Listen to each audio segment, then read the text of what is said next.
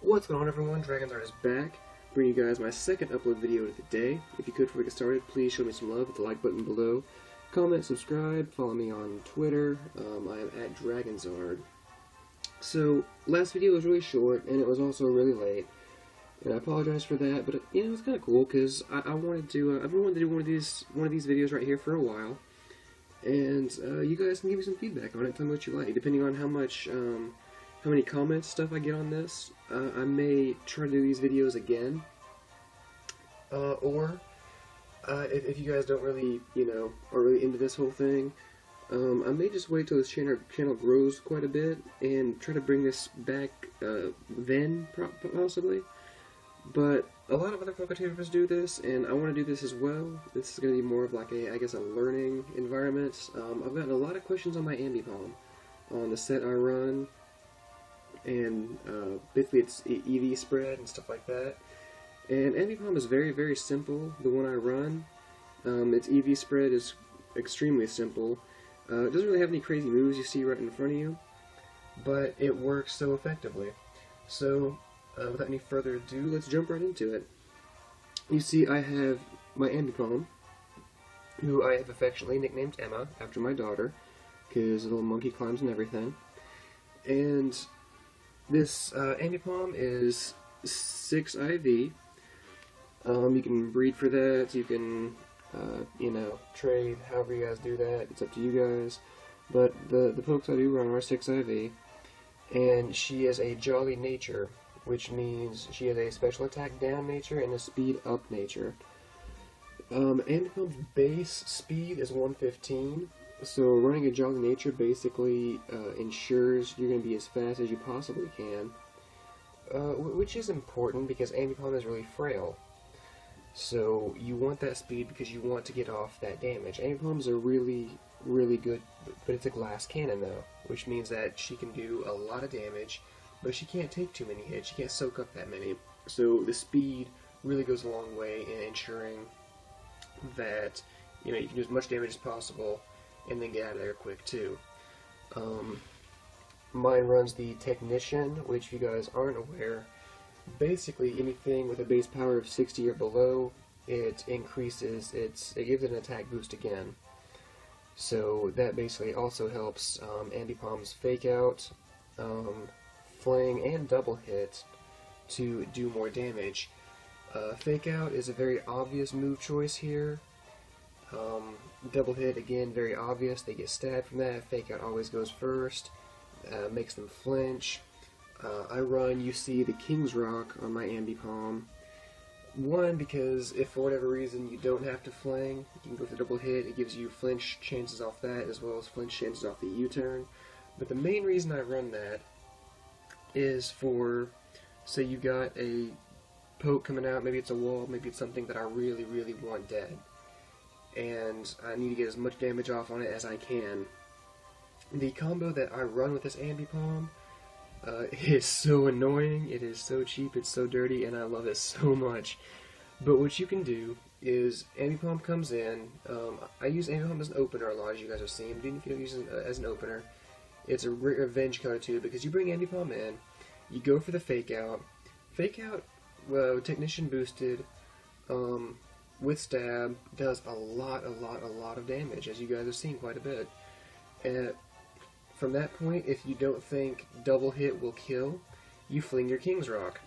Fling with the King's Rock usually doesn't do too much because it does get Technician boosted, if I'm not mistaken, but it's not stab. So it doesn't do a lot of damage, it's more just a little bit more chip damage than anything. At that point, usually you have two options, because Fake Out does quite a bit, and Fling will make them flinch again, so they flinch twice now.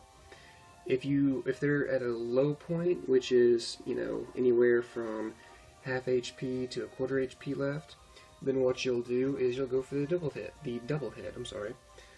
Its base power is 35, but it hits twice, it gets stab boosted, it gets Technician boosted, and does a lot of damage at that point. So, like I said, if they're below half HP, usually, and they're not a wall, usually that'll knock them out. If that does not knock them out, and it's something you really don't want to take a hit from, you've got to Fake It off, you've got to Fling out, you've got to Fling off, and you can U-turn at that point and go and do a wall or something that will check whatever Pokemon you're going up against its typing or whatnot. So you can switch out to a more favorable matchup, and you've gotten quite a bit of damage off that point between the Fake Out and the Fling.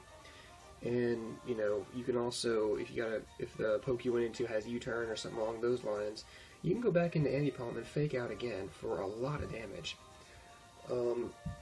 If you think you're low enough to take the opponent out, then you can do Fake Out, chip damage, you know, take some damage off that.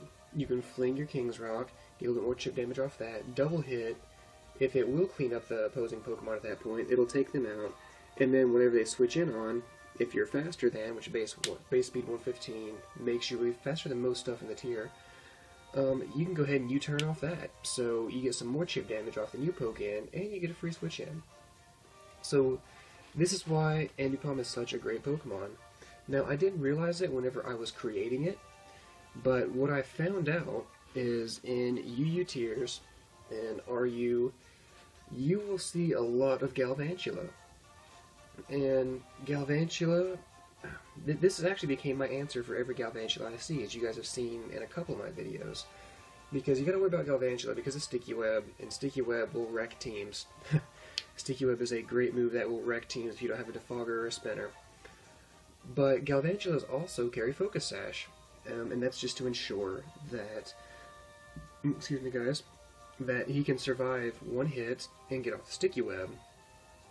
Well, an Ambipom that's a speed nature will always outspeed a Galvantula. Galvantula's base speed is 108, so even if it's a timid nature, it's still going to be outsped by Ambipom, who is a jolly nature.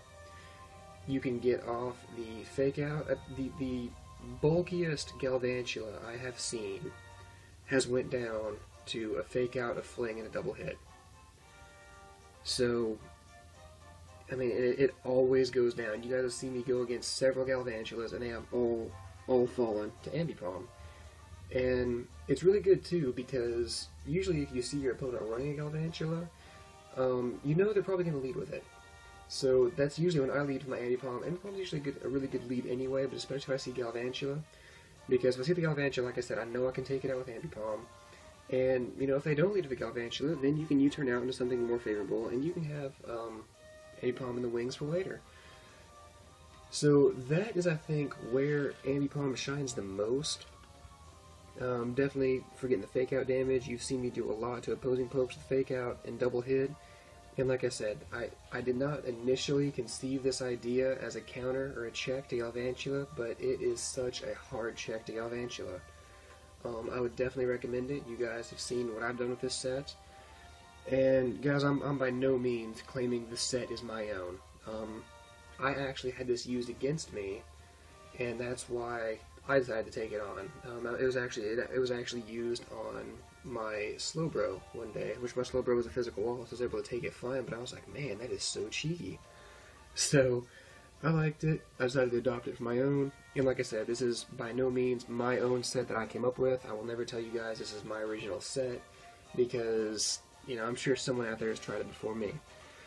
I think the last thing to go over is EV spread.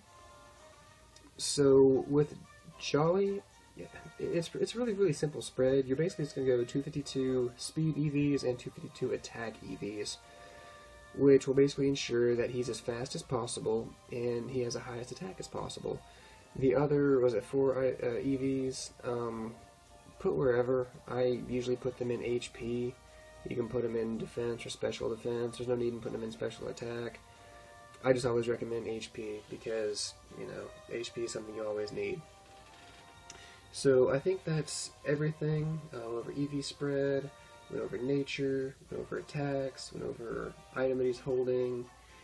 So yeah, I think that's pretty much it. So like I said, I may come out with a few more of these episodes, going over different pokes that I run. That just depends on your guys' support and your guys' feedback on this. So if you liked it, please let me know. If you didn't like it, please let me know that as well. I hope you guys have a great day. Thank you guys for watching. Shout out to new subscribers. If you know this is your first time here, if you're checking this channel out, I'm the Dragonzard. I upload videos daily. Today you guys are getting a treat with 2 uploads because I'm so behind and I wanted to get back to you guys a little bit. So, one last time, thank you guys for watching. Have a great day. Dragonzard out.